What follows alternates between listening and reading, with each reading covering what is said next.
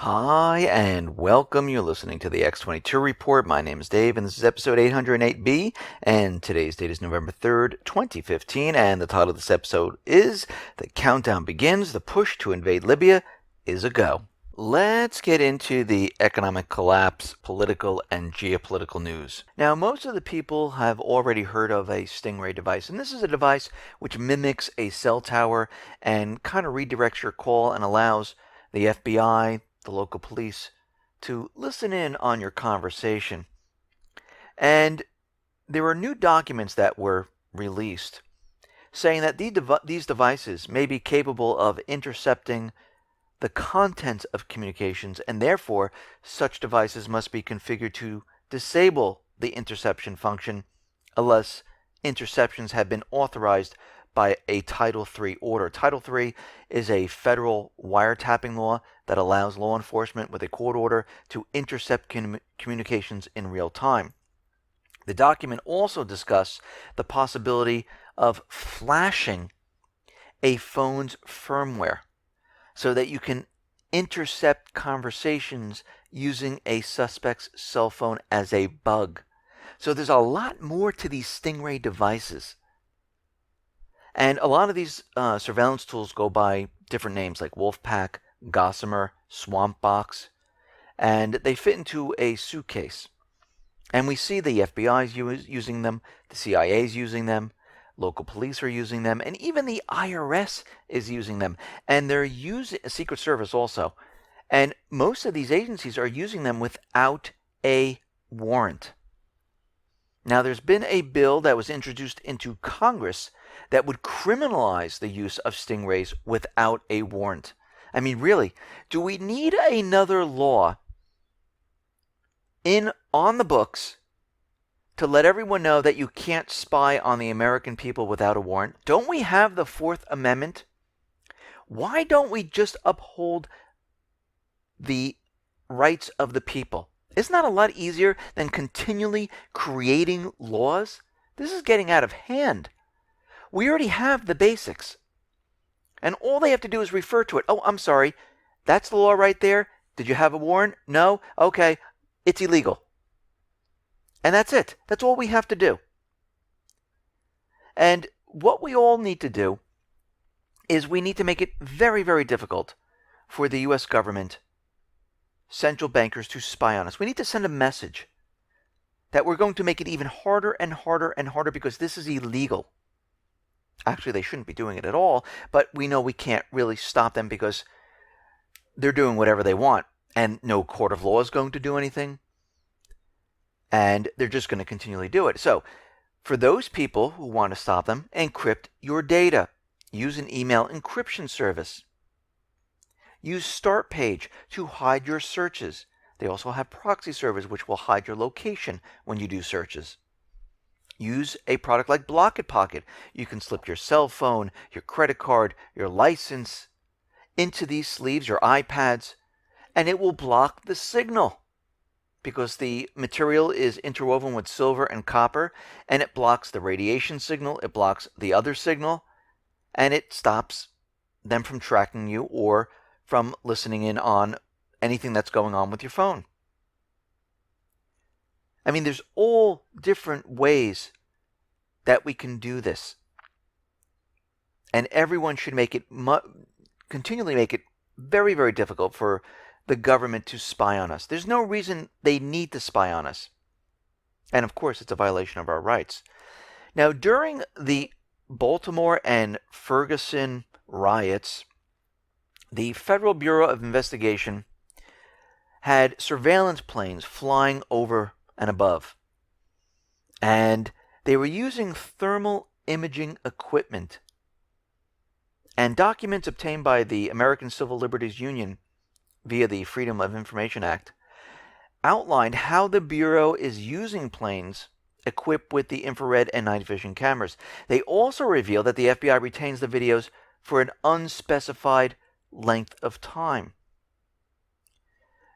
We also find out that these planes are using the Stingray devices to listen in on all the conversations that were going on during the protests. Again, all this violation of our Fourth Amendment.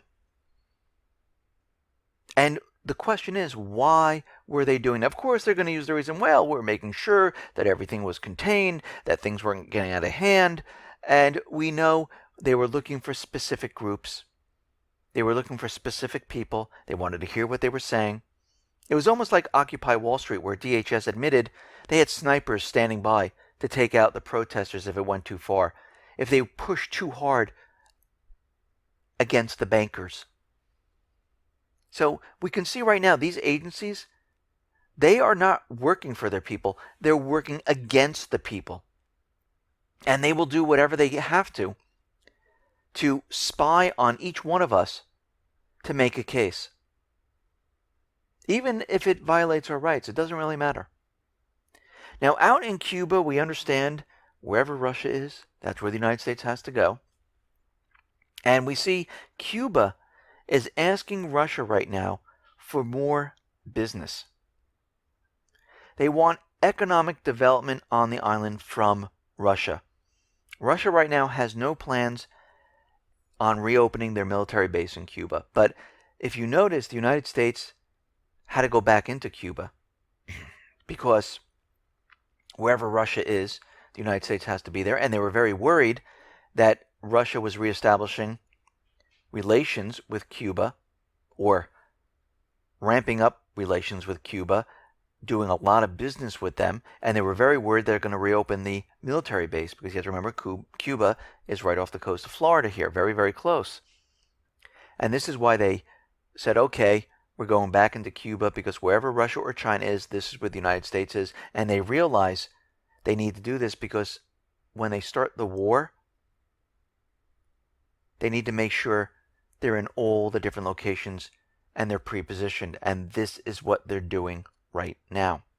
Now, Ukraine is continually shelling Donetsk right now and the suburbs of Donetsk. Overnight, they were shelling. And this is, again, in violation of the Minsk II ceasefire agreement. But as we know, it expires at the end of this year, and we're going to have to watch this very, very carefully to see how this plays out. Now, Poroshenko, he just signed the bill allowing foreigners to serve in Ukrainian army. Very interesting. The law states that foreigners and stateless persons may become officers of the Ukrainian military only after attaining the country's citizenship.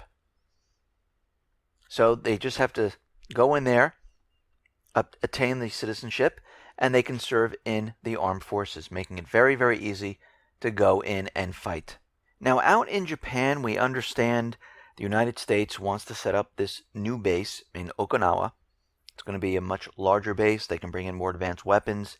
And the people of Okinawa, the authorities there, especially the governor, they're giving the United States a very, very rough time. Okinawa Governor Takeshi Onaga said absolutely not. He will do whatever he has to make sure the United States does not build a new base.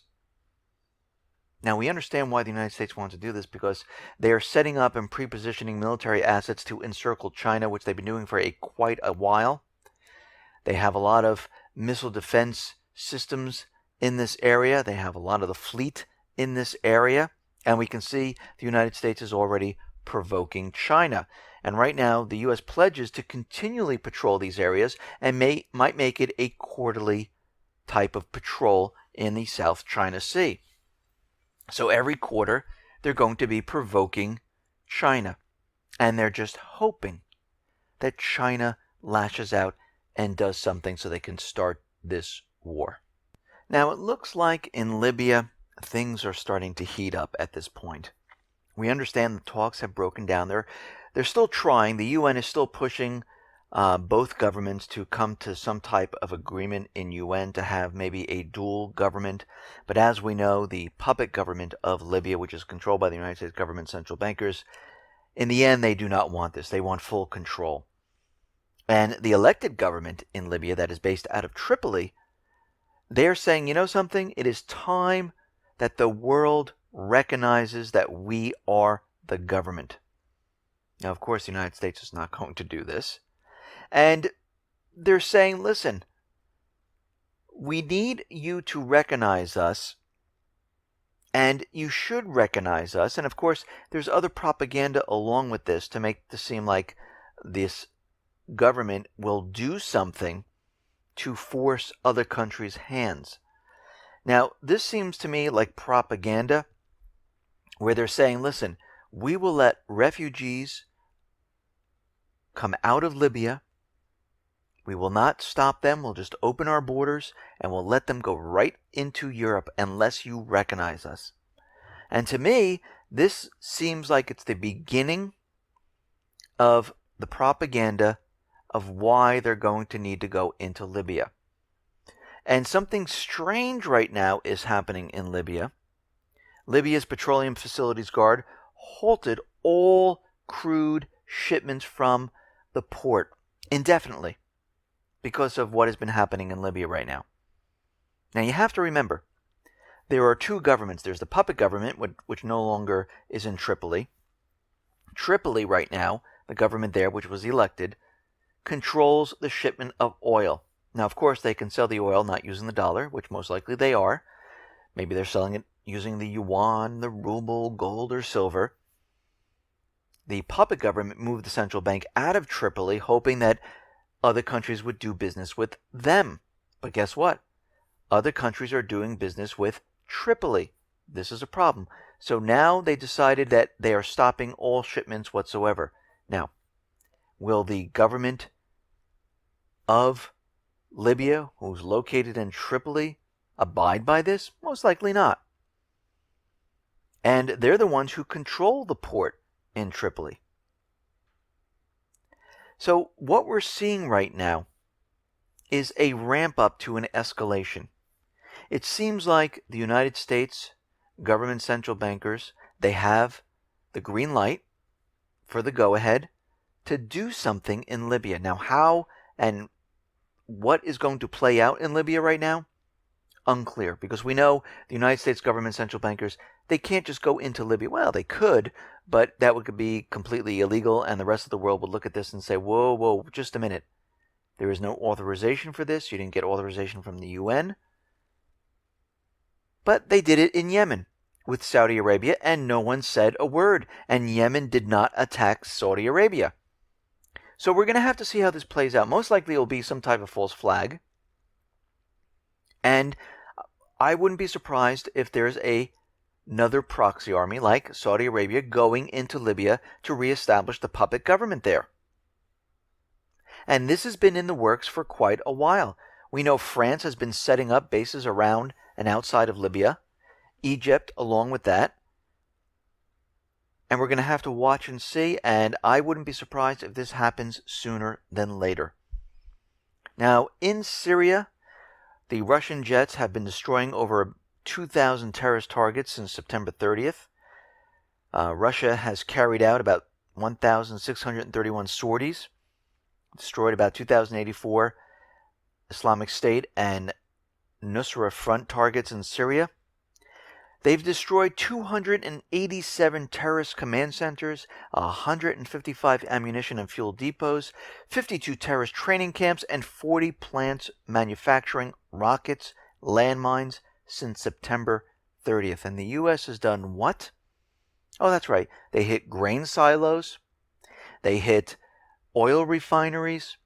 They hit the power infrastructure in Aleppo and took out all the power to all the people. So we can see right now the United States on one hand was not hitting the Islamic State targets because it is their proxy army, and Russia is. Now the United States is backed into a corner, and we see that Russia and the U.S., they're holding joint exercises in Syria, and they're doing joint drills to make sure that they don't have any type of mid-air accident. And we can see right now Russia is continually saying, listen, we need to do this. We're both in the country. We're both going after the Islamic State. And we want to make sure we don't have any type of mid-air collision. Now, the rest of the world is looking in on this and saying, yeah, why don't you do this? It makes sense to you. You're both fighting the same enemy. Why aren't you even working together? Well, we know the reason for that. So right now we see Russia continually pushing negotiations between Assad and the Syrian opposition. And of course, Iran is involved, the United States is involved. And right now, the U.S. is negotiating from a very, very weak position because the Free Syrian Army is kind of non-existent. The Islamic State, they can't come out and say we support them because those are the terrorists. And the United States has nothing left. And the Islamic State is being completely destroyed in Syria. And right now, we can see that Russia and the Iranians, they'll be able to dictate the terms to Washington. And Assad right now is prepared to negotiate with some of the opposition groups. Now, I see it all over the corporate media today saying that, yes, Russia doesn't care if Assad stays in power. That's not really... No, this is what they're saying. They asked whether it was crucial for Moscow that Assad stays. Maria Zakharova said on the radio, absolutely not. We never said that. What we did say is a regime change in Syria could become a local or even regional catastrophe, adding that only Syrian people can decide the president's fate. So what they're doing right now here in the United States in the corporate media, they're trying to say that Russia's saying that they don't care if Assad's in power and he can be removed. Russia is saying, yes, Assad, his fate will be decided by the people. The UN has come out and said the people must decide. And this backs the United States into a corner. Remember, Assad won the election by 86 to 87%. The people voted for him. Now, if Assad agrees to have a new election and the people vote for him once again, all the plans the United States have go down the toilet. They can't make a case anymore that the people don't want him. And this is what Russia wants to do. They already know the people are behind him. This whole civil war was made up by the United States. Russia knows this. Assad knows this. And the United States will not let this happen. They're never going to take it to the stage where the people are going to decide. The United States doesn't want the people to decide. The United States government central bankers want to decide who should be in power and who should not be in power. And all these places where you see the United States government central bankers pushing democracy and freedom and the people have the right, no. These are all created to remove the elected government. And they pay a lot of money for all these paid mercenaries to get the people going, to remove that government. This is what happened in Ukraine, Libya, Yemen, Lebanon. And once those governments are removed and they put a puppet government in, the people don't have the right anymore. Look at Yemen. Look at Libya. Look at Ukraine. The United States turns around and calls those same people, the people of that country, terrorists. But before, they were backing them to get rid of the elected government. Now, the White House is continually saying that the U.S. troops in Syria, they're not going to be in combat. Don't worry about it. But it looks like that they're lying once again. Deputy National Security Advisor Ben Rhodes conceded that the troops will be going out on raids against the Islamic State, which we know this is not going to be happening. If they're doing any type of raids, it's to capture the intelligence in those areas and to destroy it, so no evidence goes back to the United States government that they're supporting the Islamic State. Secondly, if they bring in 30 to 50 U.S. ground troops into the area, it makes it harder for Russia to bomb that area, because if a U.S. soldier gets hit by a Russian bomb or a missile, this could pose problems. And this is their plan right now. This is all they have. So what we're seeing is that these 30 to 50 troops, which were there already, Obama just came out with it saying, yes, we're going to be sending them. So if we're caught, if the United States government central bankers are caught having troops in Syria, this is how they can explain it away. So right now there's two purposes. It's basically to be in the area of the Islamic State so Russia doesn't continually bomb this area. Second is to get rid of any type of intelligence whatsoever that links the United States government central bankers to the Islamic State. And this could be through CIA, FBI, or any other agency. Now, the United States came out and said they had their satellites pick up a flash from the Russian plane. Now, the U.S. intelligence community believes that either a fuel tank exploded or there was a bomb because they saw a heat signature and flash from the U.S. satellites. Well, the United States just backed themselves into another corner here, because during the MH17 crash, the United States said, yeah, our satellites show absolutely nothing. Now, the United States even went further to say, we know it wasn't a missile because we did not see the heat signature trail from a missile hit the plane. So, the technology is there to capture a heat signature from a missile. They're saying that, oh no, our satellites didn't pick up anything over that area. And you know they had it focused in on that area. You know they're continually looking and they picked it up. They didn't want to release the data in Ukraine because it would show that Kiev fired the missile. So what we're seeing right now is the United States, as they're continually opening their mouth, is they're putting themselves in the corner and showing the world that, yes, they do have the technology to capture this type of information. Now, there's a doctor who's been looking at the bodies, and they're saying a lot of the passengers right now, they indicate that an explosion took place because of the passenger injuries from the jet. And they're saying a large number of body parts may indicate that a powerful explosion took place aboard the plane before it hit the ground. Now, we still don't know what it is. They found the black boxes. They're going through it. And we're just waiting to hear what exactly happened here. Was it a bomb? Was it a fuel tank? Was there something else that malfunctioned that caused this to happen? We'll have to wait and see. But if it was a bomb, we know that this came from one of the agencies of the United States government, Israel, to send a message. Stop messing things up in Syria. Now, we see al-Qaeda is giving a message right now that they want all Muslims to unite against Russia and their Western threat in Syria.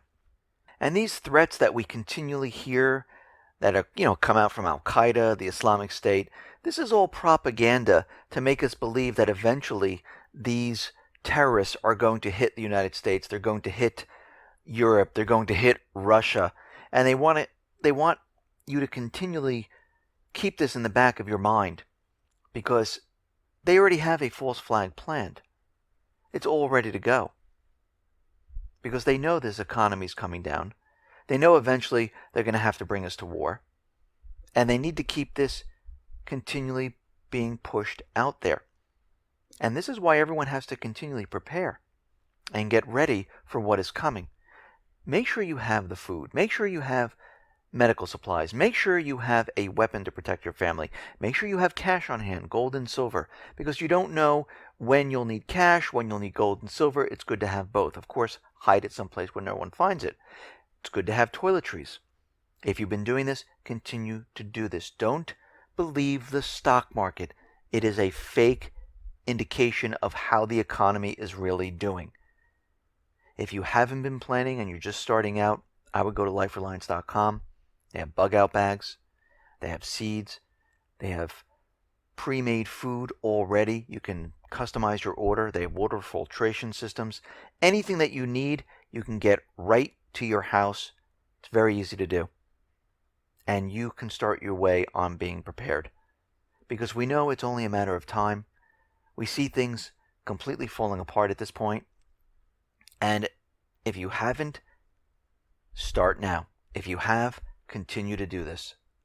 Listen, everyone, thanks a lot for listening. Be well, be safe, and especially be prepared. Thanks a lot.